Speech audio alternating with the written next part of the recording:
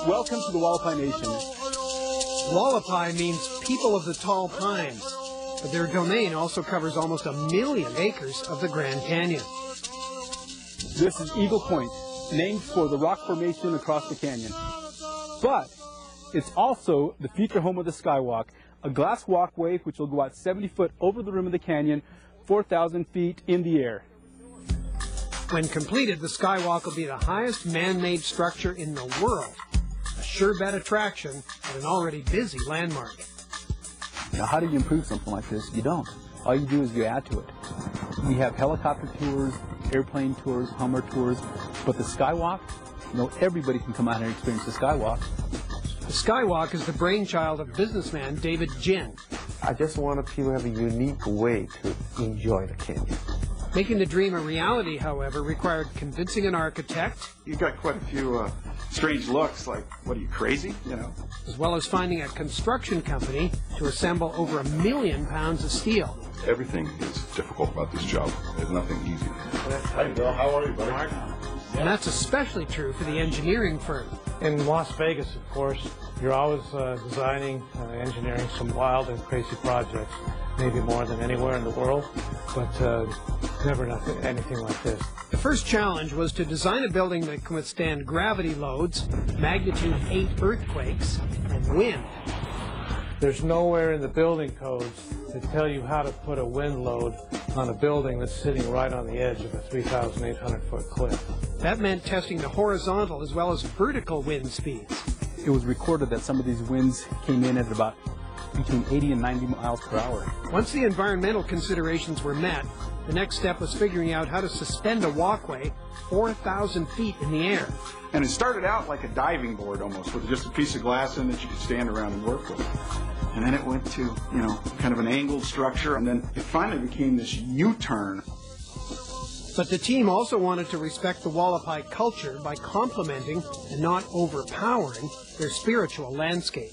The bridge, as you can see, doesn't have any cable support from above, or it doesn't have any brace supports from below.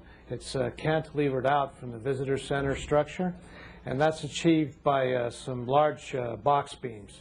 There's a 32-inch wide by 72-inch deep box beam on the outside of the bridge and also on the inside of the bridge. And those box beams run back to the visitor center. To hold those steel supports in place means drilling into the limestone bedrock of the canyon wall. The ground that we're drilling into is rated at 16,500 psi, and regular concrete's 3,500 psi. So just drilling into that is quite an accomplishment. We had to go 40 feet into solid rock 108 times. So right here is one of the holes that's going to support the Skywalk. As you can see, there's 4 holes that support the beams that go out straight over the rim of the canyon. Now what's interesting though is this rebar here, it's the largest in the world. Hard to believe? Take a look at the bolts that are attached to the rebar. But there's more. These enormous steel caps are going to sit on top of the rebar, which is going to help support the Skywalk.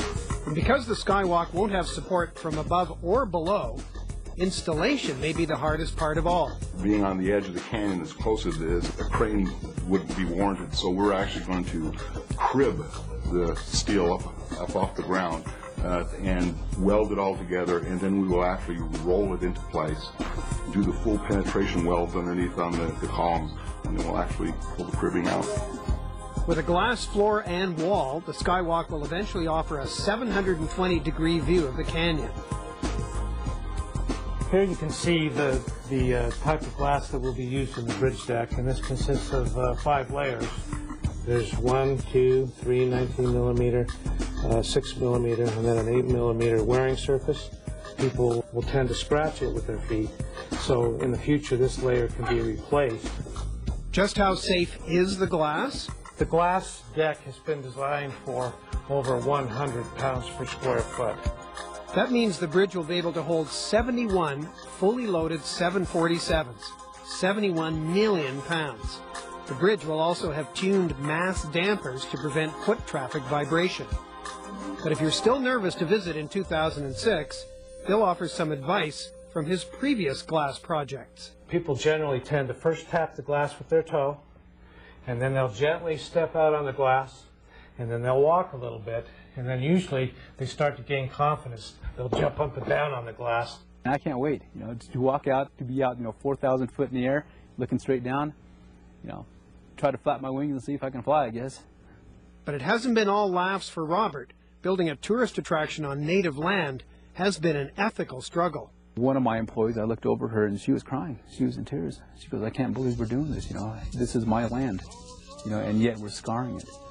And what I explained to her is, yes, it's our land, but we also have to think of the future of our children. This is economic development for us, for the Wallapai tribe. We don't have gaming. This is all we have. This is it. One can only hope this future view will preserve the beauty of the canyon and the legacy of its people.